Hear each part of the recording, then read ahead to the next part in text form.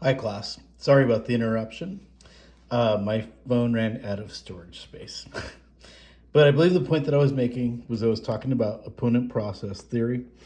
I had just talked about how a negative image is where you look at a specific color for a long time and then you take your eyes away from it, and there's like this image that appears afterwards, right? It's kind of like if you look at a flame for a long time, then there's this like glowing image that remains afterwards.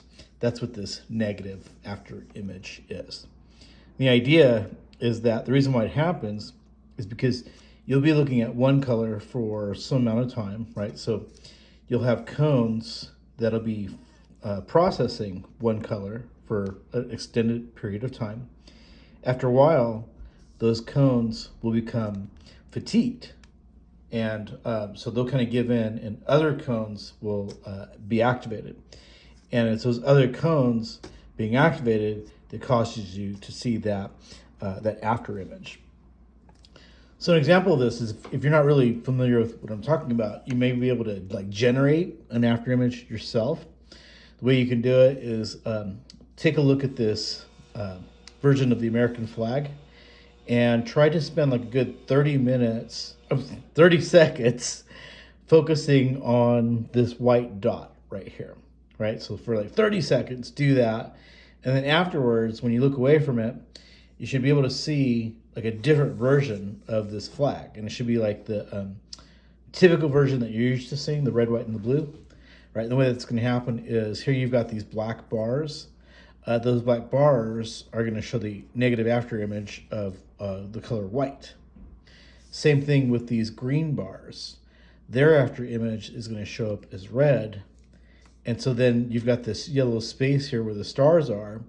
Because they were yellow when you were steering, they're going to appear blue as the after image. Okay, so that's everything I wanted to say about opponent process theory. Now I want to move on to the Retinex theory.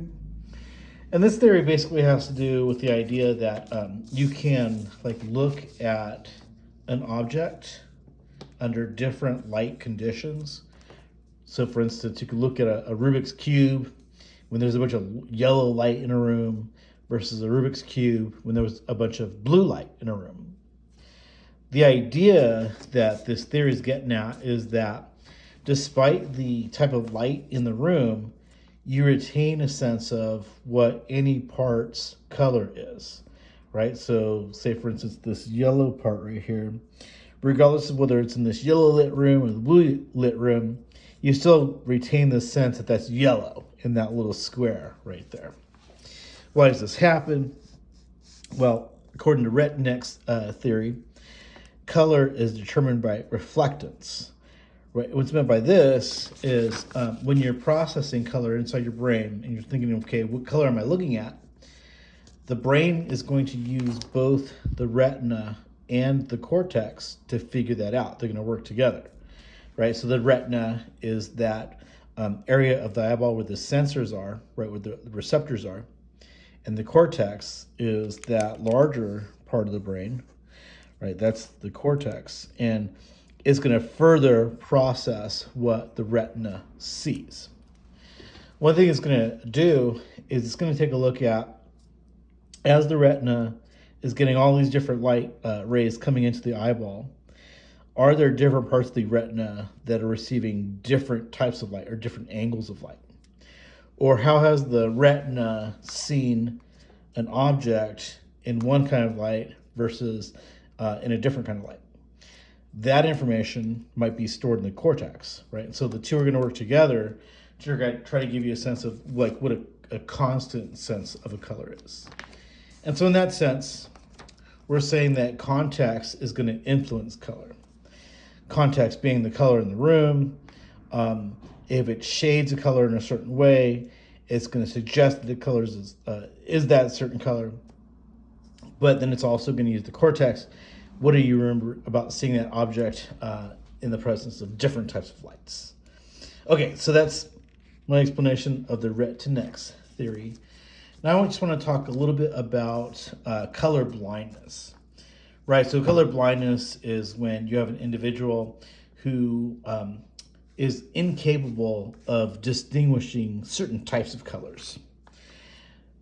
Again, the idea behind this is that there's some problem with the cones. The cones are responsible for detecting this detailed visual light, adding color to it. So if you can't see color, there must be a problem with a cone. Specifically, it's thought that the problem is that the cones that are supposed to process the light are absent, right? So maybe there's supposed to be cones that are supposed to process red or green or blue.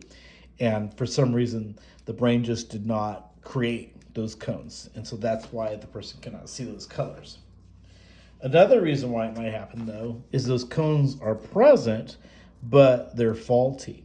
Maybe some of the cones, say for green, work, right? They actually turn on, they actually detect the color green in the environment.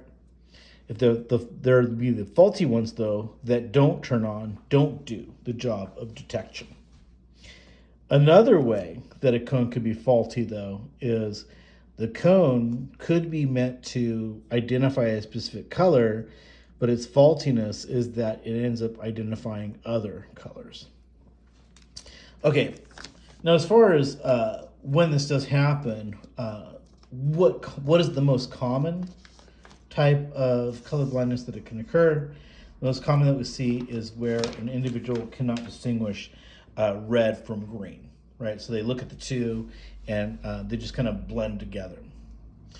We have tests for whether this can happen or not, right? So a test is to ask someone to look at an image like this.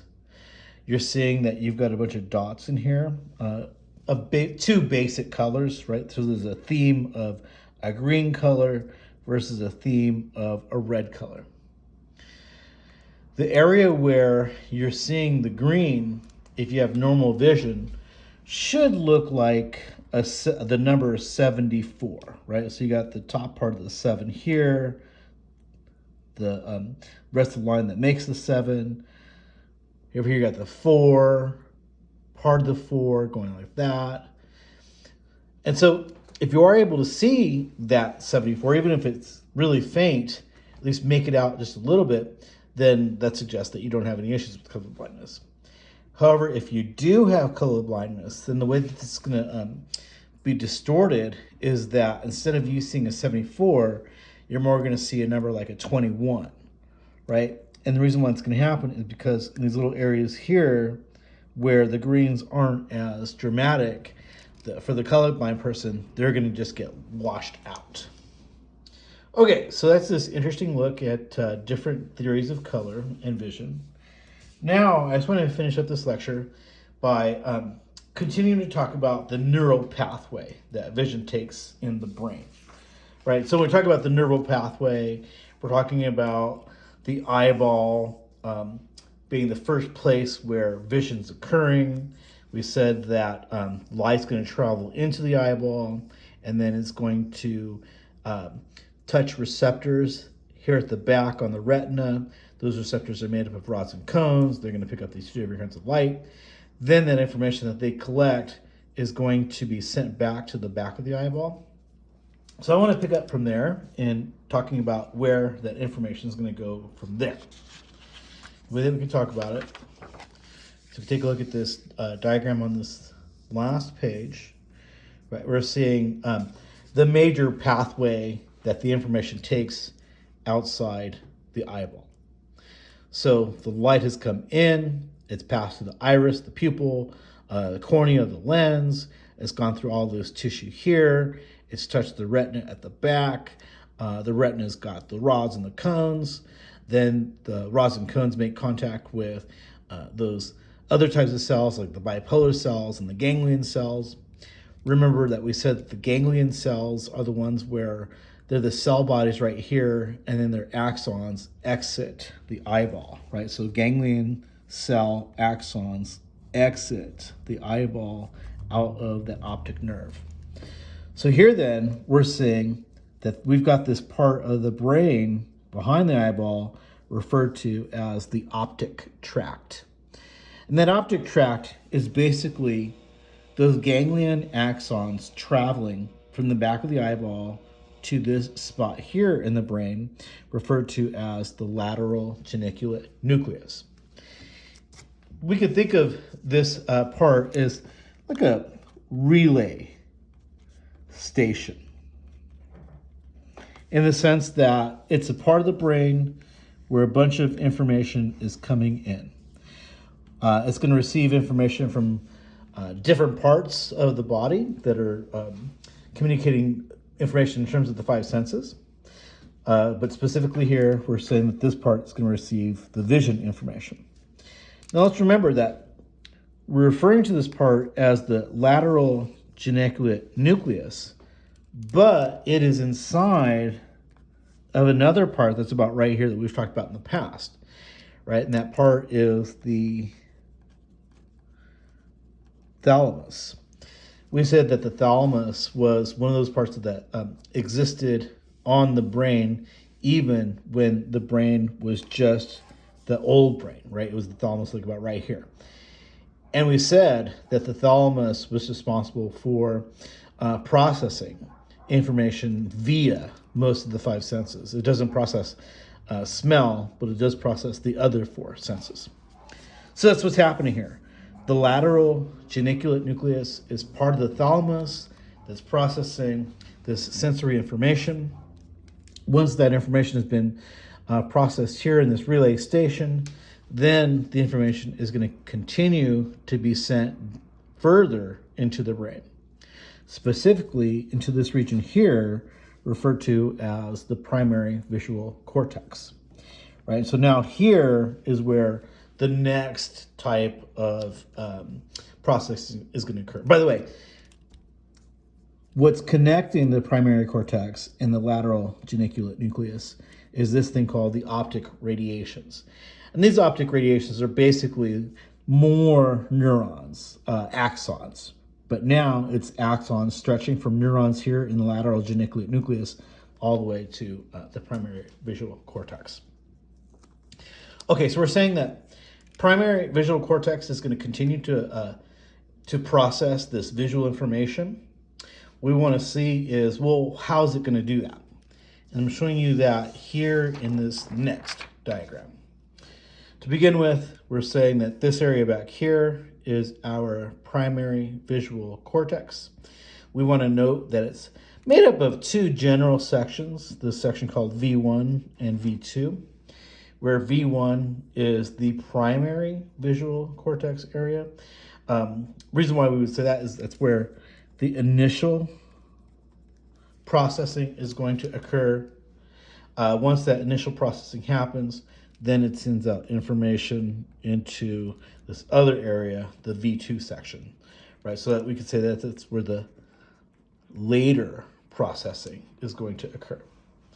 From there, though, then the information is going to be sent out to the rest of the brain, specifically two other areas, right? And those two other areas are going to be represented by these two different streams, the dorsal stream and the ventral stream. Now, what we're saying here is that each stream is going to be processing different types of information with regard to what's being seen. The dorsal stream is going to process information in terms of the where or the how of what you're looking at. And this will be useful in terms of then you being able to reach for the object that you're looking at.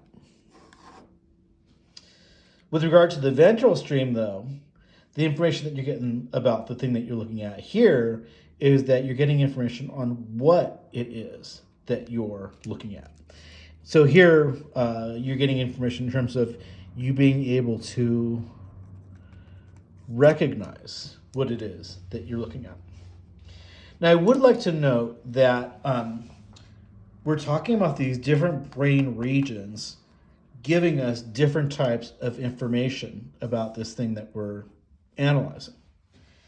We want to remember that that makes sense based on how we've talked about the brain consisting of like four lobes in the past, right? We said that we can divide the brain into these four general chunks, where the chunk in the back is the occipital lobe, right? So that's that part back here.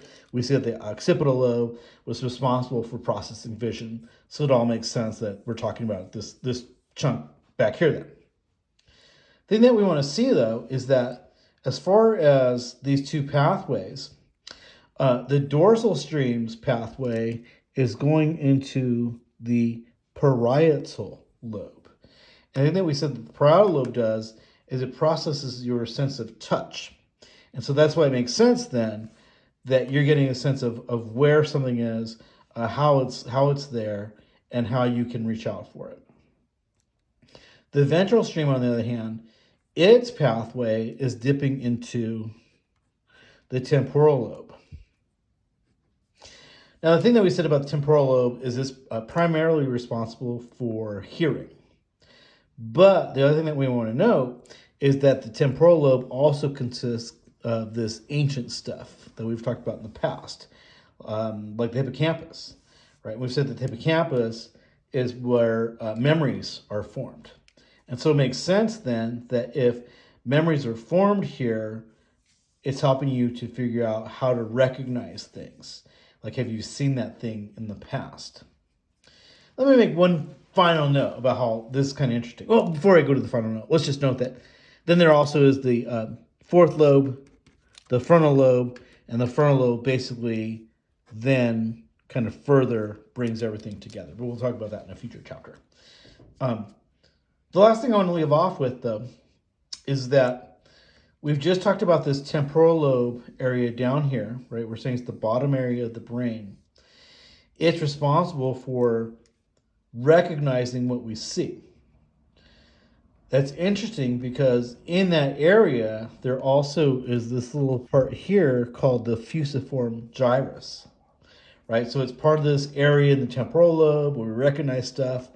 But the fusiform gyrus in particular is supposed to be responsible for facial recognition, for not just recognizing anything, but recognizing faces. It's kind of interesting to think about this. One question that you might be asking yourself is, well, how do we know this? How do we know that this area processes this kind of information and this area processes this kind of information? Well, the answer to that question is that the way that we know this stuff is we can tell when either region is damaged and stops working. And when that happens, we see that, say, for instance, if this part stops working, then a person basically loses the ability to know how to reach out for stuff. On the other hand, if this part is damaged or broken, then the person that has that damaged area loses the ability to recognize things. Given that logic, right, so then if the fusiform gyrus is damaged, then what that causes is a person's inability to now recognize faces the way that they used to recognize them in the past. I want to just make one last note on this. We'll say if someone does have that inability to recognize faces, that inability is referred to as prosopagnosia, right? Agnosia is like where something doesn't work anymore. And so the proso is where we're talking about recognizing the face is not working anymore. It's an actual condition that people can actually get. And it's actually the topic of the discussion that you're going to watch for this chapter. So I'll go ahead and leave it there. Thank you very much for your attention. I'll see you next week.